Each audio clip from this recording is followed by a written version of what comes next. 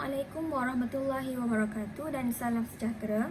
Pada hari ini, kumpulan kami akan membentangkan tugasan 2 iaitu penghasilan produk yang berkaitan analisis pembentukan perkataan baharu bahasa Melayu.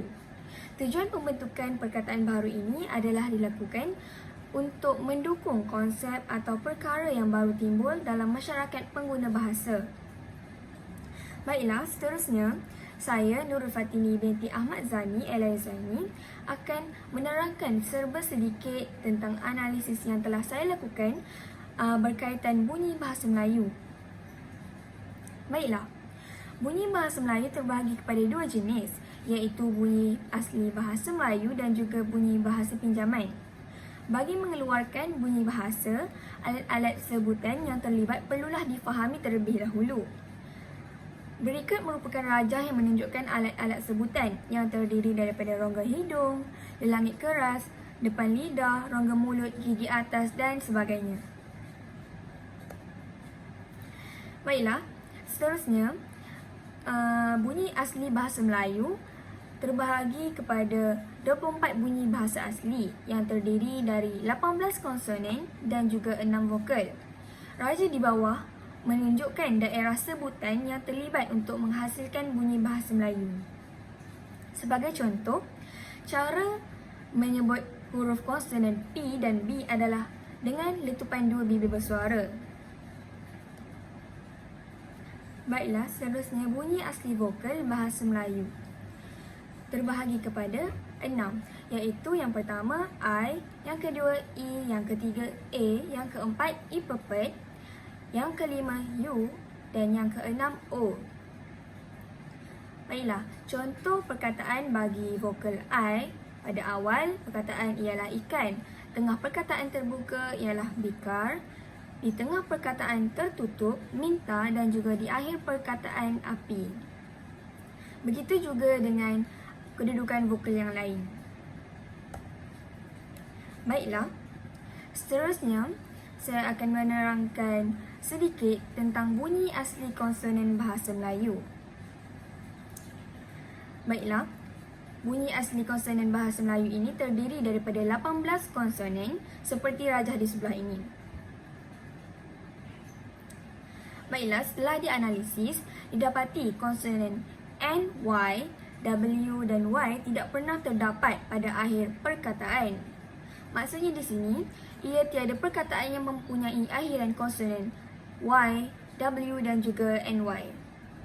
Selain itu, konsonan B, D, G dan C juga hanya berada pada akhir perkataan pinjaman.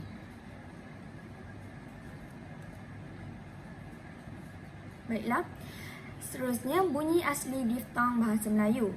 Diftong terbahagi kepada 3 jenis, iaitu AU, I dan juga OE. Jadual di bawah menunjukkan jenis diftong dan contoh perkataan pada awal, tengah dan juga akhir. Contoh diftong I pada awal perkataan ialah air, di tengah perkataan hairan dan di akhir perkataan ialah pandai. Begitu juga dengan diftong AU dan juga OE.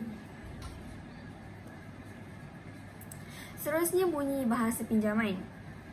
Bahasa Melayu menerima sebanyak 9 konsonan pinjaman yang terdiri daripada 1 jenis letupan Q dan 8 jenis bunyi geseran seperti jadual berikut.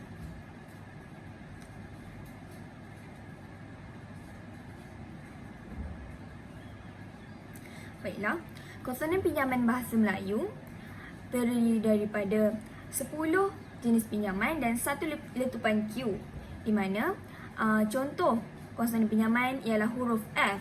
Contoh perkataan pada awal ialah former, pada tengah perkataan sifir, pada akhir perkataan wakaf. Selain itu, DH juga merupakan salah satu konsonan pinjaman. Contoh perkataan pada awal perkataan ialah darab, hadir dan akhir perkataan haid. Bukan itu sahaja, konsonan pinjaman juga terdiri daripada 1 letupan Q, di mana pada awal perkataan qari, di tengah perkataan baqa dan juga di akhir perkataan farik. Begitu juga dengan konsonan pinjaman yang lain. Seterusnya, di dalam bahasa Melayu kini terdapat bunyi-bunyi yang telah ditukar seperti rajah di sebelah ini. Sebagai contoh, TH ditukarkan kepada huruf S. Contoh perkataannya misal kepada misal, bahas kepada bahas. Begitu juga dengan DZ ditukar kepada Z sahaja, SH ditukar kepada SY, Q ditukar kepada K, DH ditukar kepada D.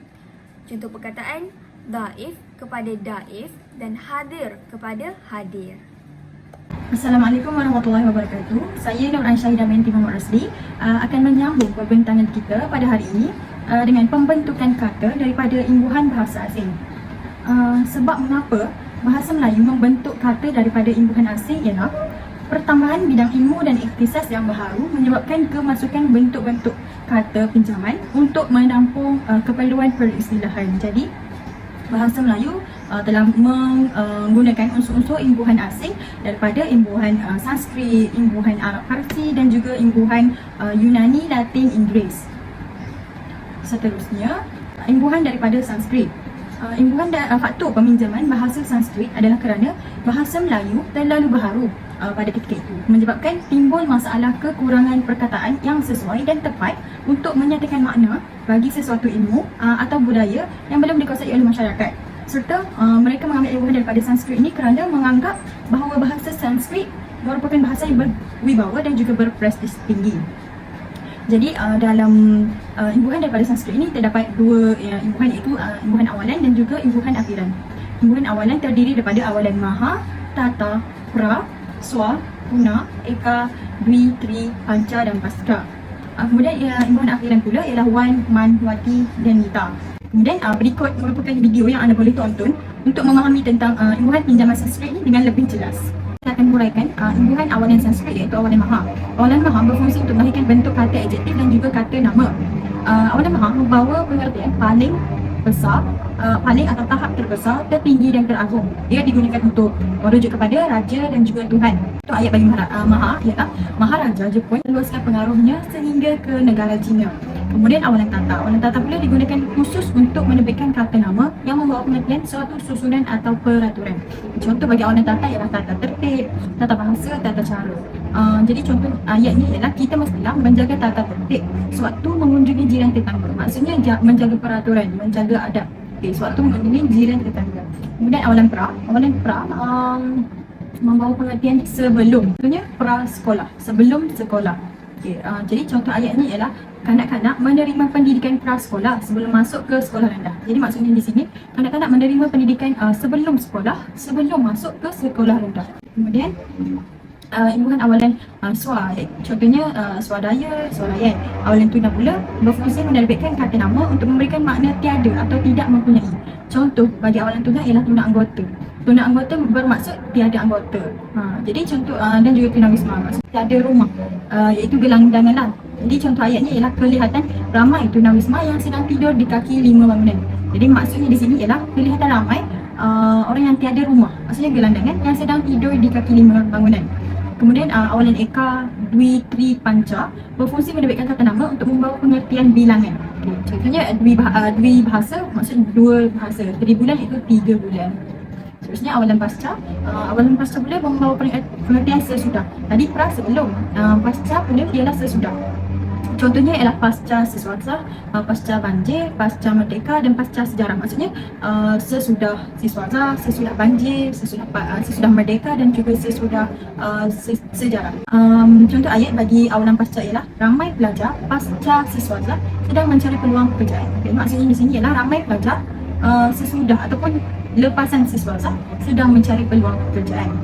Kemudian imbuhan akhiran Sanskrit iaitu akhiran Wan, Man, akhiran Wati dan Nita. Ia berfungsi untuk menerbitkan kata nama yang membawa maksud pelaku sesuatu perbuatan, pekerjaan, milik sesuatu sifat atau keupayaan. Jadi contoh bagi akhiran Wan, Man ialah seniman, budiman, hartawan, sukarelawan. Jadi Wan dan Man ni berbeza penggunaannya. Itu Wan digunakan bagi kata dasar yang berakhir dengan huruf A. Contohnya hartawan. Jadi harta diakhiri dengan huruf A. Jadi kita guna Wan. Kemudian Man boleh digunakan bagi kata dasar berakhir dengan huruf I. Contohnya budiman. Jadi budi diakhiri dengan huruf I. Jadi kita gunakan Man, rudiman. Contoh ayatnya ialah P.Ramlee merupakan seorang seniman yang hebat. Kemudian akhiran Wati dan Nita ni berperanan sebagai padanan bagi akhiran Wan dan Man. Akhiran Wan dan Man digunakan untuk orang lelaki, manakala akhiran Wati dan Nita digunakan bagi orang wanita. Kemudian imbuhan daripada Arab Parsi pula, pengaruh Arab meresap ke dalam bahasa Melayu dengan kedatangan Islam ke alam Melayu. Jadi pengaruh Arab lebih dominan dalam bahasa Melayu berbanding dengan bahasa Sanskrit kerana bahasa Arab banyak mempengaruhi bab-bab berkaitan dengan hukum. Jadi imbuhan daripada Arab Parsi terdapat dua juga, iaitu awalan dan juga akhiran. Awalan hanya satu contoh, iaitu B. Dan akhiran pula akhiran wi, i, ya, in, at dan juga a. Berikut merupakan contoh video yang boleh kita tonton untuk mendapatkan pemahaman yang lebih jelas lagi tentang imbuhan Arab Parsi. Kemudian saya akan menerangkan imbuhan awalan Arab Parsi, iaitu awalan B. Awalan B digunakan untuk menerbitkan bentuk kata adjektif dan bererti tidak. Maksudnya B itu bermaksud tidak. Penggunaannya adalah terbatas. Contoh bagi awalan B ialah biadab. Maksudnya tidak beradab, binormal, tidak normal. Contoh ayatnya ialah Amir dibenci oleh rakannya kerana sikapnya yang biadab, yang tidak beradab. Khususnya imbuhan akhiran Arab Parsi, iaitu akhiran wi, kita contohnya ialah duniawi, manusiawi, azali. Imbuhan akhiran iyah pula dahiriah, alamiah, ilmiah. Akhiran in, pula bagi in muslimin, bagi at muslimat, dan juga bagi contohnya ustazah. Contoh penggunaan perkataan dalam ayat ialah bagi azali, contoh ayatnya adalah seperti ini. Anwar dibesarkan oleh ibu tunggalnya sejak azali lagi. Maksudnya ialah isu. Saya Nur Najihah binti Sabarudin akan meneruskan pembentangan di bawah topik yang sama, iaitu pembentukan kata daripada imbuhan bahasa asing bagi Yunani, Latin, Inggeris. Baiklah, imbuhan daripada Yunani, Latin, Inggeris dapat dipecahkan kepada dua kategori, iaitu awalan dan akhiran. Bagi imbuhan awalan, ianya terdiri daripada 6 jenis imbuhan, iaitu pro, anti, poli, auto, sub dan supra, manakala bagi imbuhan akhiran ianya terdiri daripada 5 jenis imbuhan, iaitu ism, ik, si, al dan is. Tidak semua bentuk awalan perkataan yang terserap sebagai sebahagian kata pinjaman merupakan imbuhan. Antara contohnya, perkataan kilogram yang menggunakan perkataan kilo di hadapan ianya tidak termasuk di dalam senarai imbuhan. Antara contoh lain seperti hidro, infra, foto dan lain-lain lagi. Baiklah, seterusnya kita akan meneliti satu persatu jenis imbuhan awalan dan akhiran bagi Yunani, Latin, Inggeris. Bagi imbuhan awalan pro, ianya digunakan untuk menunjukkan tanda bersetuju memihak kepada sesuatu pihak. Contoh perkataannya adalah pro kerajaan dan pro barat. Contoh ayatnya pula ialah sistem sosial masyarakat barat dan pro barat juga tertumpu kepada perkembangan individualisme. Bagi imbuhan awalan anti, ianya digunakan untuk menunjukkan tanda melawan, membantah dengan sesuatu pihak. Contoh perkataannya adalah anti-sosial dan anti-kerajaan. Disertakan juga contoh ayat seperti di dalam slide di atas. Bagi imbuhan awalan poli, ianya berfungsi untuk memberi pengertian yang banyak. Contohnya seperti poliklinik dan polifasa. Bagi contoh ayatnya pula, ialah poliklinik itu menyediakan perkhidmatan untuk kanak-kanak, dewasa dan wanita. Seterusnya, imbuhan awalan auto yang memberi pengertian secara bersendiri. Contohnya automatik dan autograf. Imbuhan awalan sub pula membawa maksud sebahagian daripada keseluruhan. Contohnya sub-bidang dan sub-kategori. Imbuhan awalan supra pula bermaksud melebihi, mengatasi atau merentasi. Contohnya supranational dan suprasistem. Seterusnya, imbuhan akhiran Yunani, Latin, Inggeris. Bentuk-bentuk akhiran ini belum terserap sebagai imbuhan dalam pembentukan kata bahasa Melayu dan sebahagian bentuk imbuhan ini wujud dalam perkataan yang dipinjam secara keseluruhan ke dalam bahasa Melayu. Antara contohnya ialah akhiran ism, contoh perkataannya sosialism dan nasionalism. Yang kedua, imbuhan akhiran ik dan contoh perkataannya ialah phonemic, phonetic dan scientific. Ketiga, imbuhan akhiran si seperti klasifikasi, revolusi dan sensasi. Yang keempat, imbuhan akhiran al seperti clinical, practical dan akhir sekali akhiran is yang wujud di dalam perkataan, praktis dan ekonomis. Seterusnya, contoh penggunaan perkataan dalam ayat. Secara umumnya, terdapat 3 jenis ayat yang dijadikan contoh iaitu ayat yang pertama, semangat nasionalisme dalam kalangan masyarakat Malaysia adalah sangat membanggakan. Perkataan nasionalisme yang diwarnakan seperti dalam slide di atas menggunakan imbuhan akhiran ism. Yang kedua, kajian saintifik yang dilakukan oleh pakar-pakar dari Australia berkaitan kanser paru-paru menjadi rujukan yang sangat berguna kepada pelajar-pelajar daripada pelbagai universiti. Dapat dilihat bahawa perkataan saintifik yang diwarnakan itu menggunakan imbuhan akhiran ik. Dan yang terakhir, Angkatan 45 lahir sebagai pernyataan Revolusi Indonesia. Perkataan revolusi yang diwarnakan itu mengaplikasikan imbuhan akhiran yang ketiga dalam slide sebelumnya iaitu imbuhan akhiran C. Baiklah, Seterusnya, tanpa membuang masa lagi, kami akan membentangkan penilaian isu kesalahan penggunaan kata daripada pelbagai sumber. Isu kesalahan penggunaan kata dalam media cetak. Menurut Kamus Dewan, pada tahun 2005, media cetak ialah satu alat ataupun saluran komunikasi yang berupa bahan cetakan atau terbitan objek fizikal seperti akhbar, buku, risalah, komik, majalah dan lain-lain. Baiklah, jika kita lihat pada gambar di bawah, Raja 1 penggunaan bahasa rojak dalam media cetak dapat dikenal pasti. Penilaian yang boleh saya buat ialah berdasarkan Raja 1 ini, penggunaan perkataan cashier di dalam ayat tersebut adalah tidak sesuai. Percantuman bahasa Melayu dan bahasa Inggeris dalam satu rangkaian ayat adalah tidak wajar. Kesalahan ini biasanya terjadi akibat peniaga yang hanya sekadar mementingkan bahasa yang menarik sahaja untuk menarik perhatian pelanggan. Oleh itu, dalam penilaian saya, penggunaan perkataan cashier boleh digantikan dengan perkataan bahasa Melayu yang lebih sesuai, iaitu kaunter pembayaran. Seterusnya, isu kesalahan penggunaan kata dalam media cetak juga dapat dikenal pasti di dalam sebuah komik, di mana komik tersebut menggunakan bahasa Selanga dalam perbualan mereka. Contohnya, perkataan pastu, naper dan juga lak. Penggunaan bahasa Selanga ini sememangnya boleh menimbulkan kekeliruan dalam sistem bahasa. Oleh itu, dapat disimpulkan bahawa mereka yang menggunakan bahasa Selanga adalah mereka yang mempunyai pengetahuan cetek dan kurang peka dengan bahasa yang digunakan dalam komunikasi. Baiklah, seterusnya, isu kesalahan penggunaan kata dalam media elektronik. Menurut Kamus Dewan edisi keempat, media elektronik merupakan alat atau saluran komunikasi yang menggunakan alat-alat elektron moden seperti telefon, televisyen dan sebagainya. Isu kesalahan penggunaan kata dalam media elektronik yang dapat saya nilai adalah berdasarkan Rajah 3 iaitu penggunaan bahasa rojak dalam aplikasi Twitter.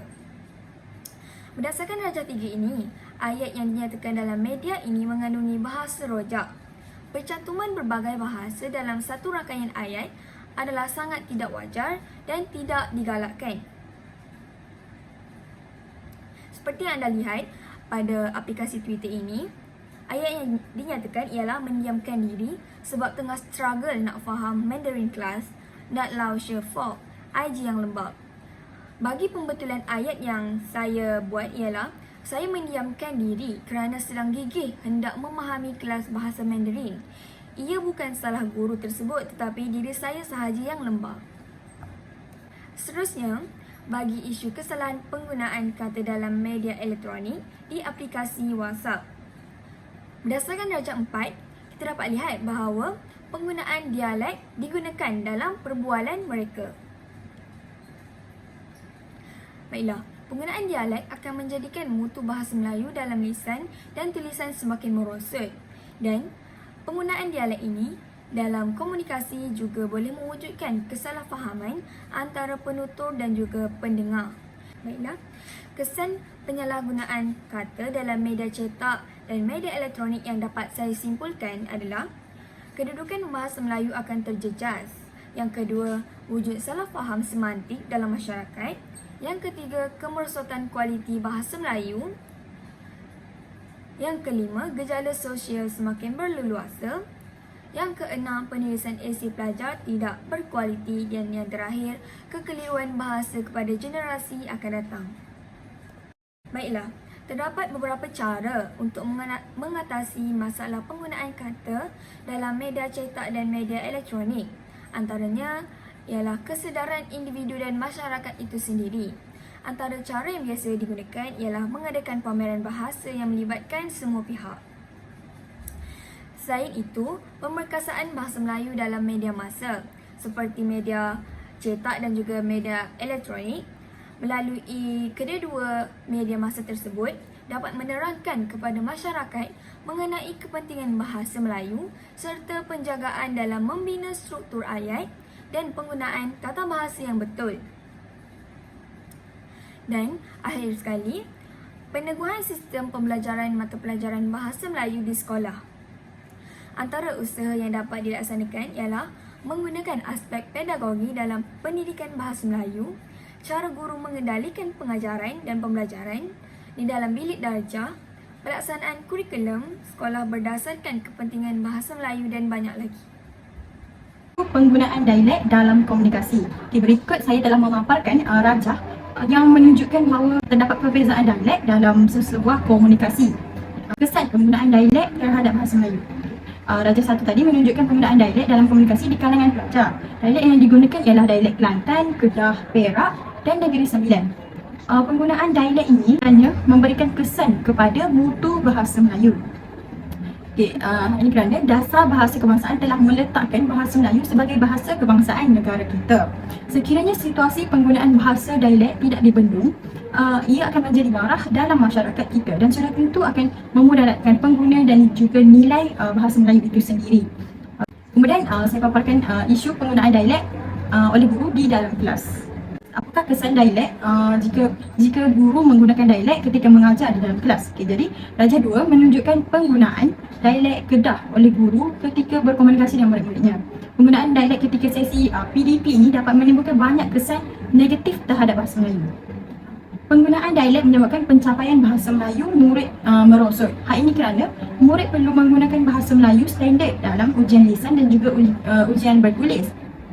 Jadi, apabila guru menggunakan dialek, penyebutan seseorang guru itu tidak jelas dan betul menyebabkan murid-murid tidak faham dan maksud yang sebenarnya akan disalah tafsir. Jadi, memberi kesan kepada cara pendengaran mereka dan juga ini menyukarkan mereka untuk menjawab ujian lisan dan juga ujian bertulis. Dan cara untuk kita atasi masalah isu penggunaan dialek ini ialah pertama sekali, cuba untuk membiasakan diri dalam setiap situasi yang berbeza. Contohnya, apabila berada di dalam majlis tidak rasmi, dalam kelompok masyarakat yang menggunakan logat sebagai bahasa perhubungan mereka, kita mestilah bijak untuk cuba belajar dan ini penting untuk menentukan supaya hubungan interaksi dapat terus berlaku.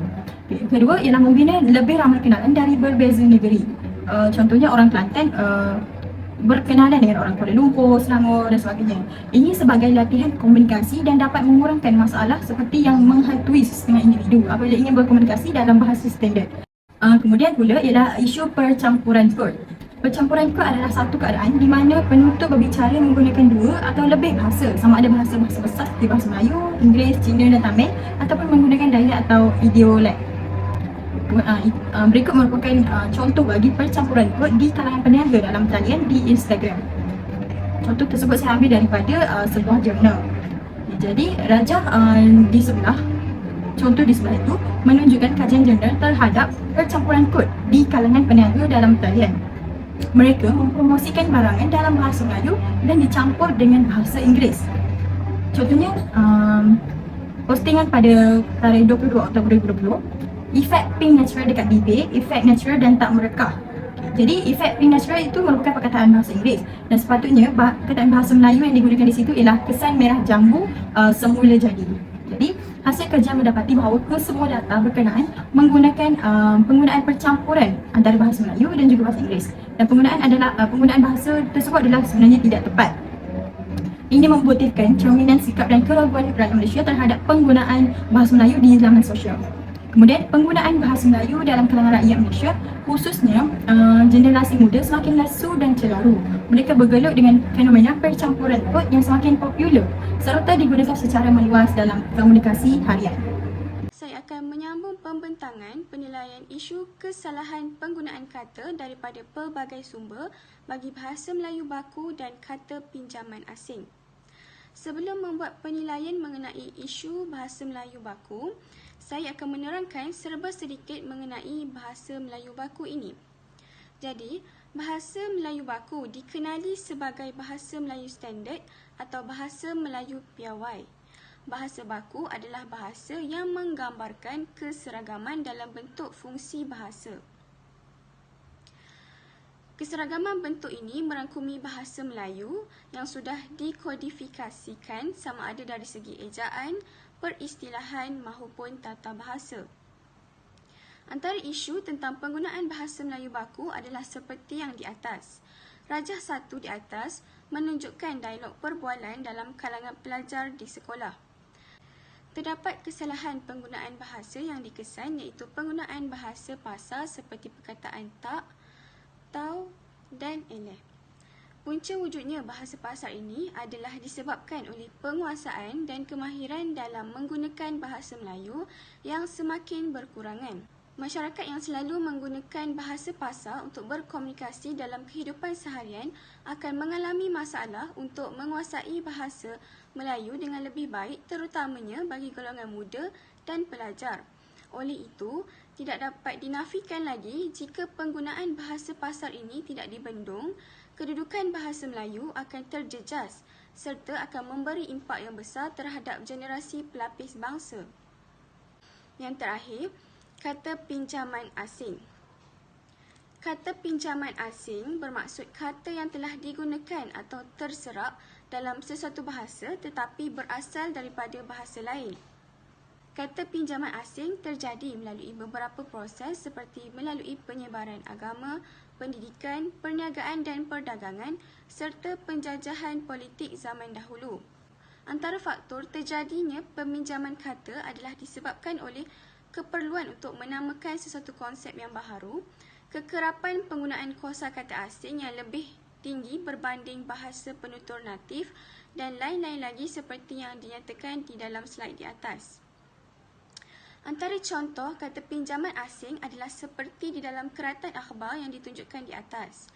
Contoh kata pinjaman bahasa Inggeris ialah perkataan scene yang asalnya dieja CENT menjadi SEN dan perkataan silinder yang asalnya dieja CYLINDER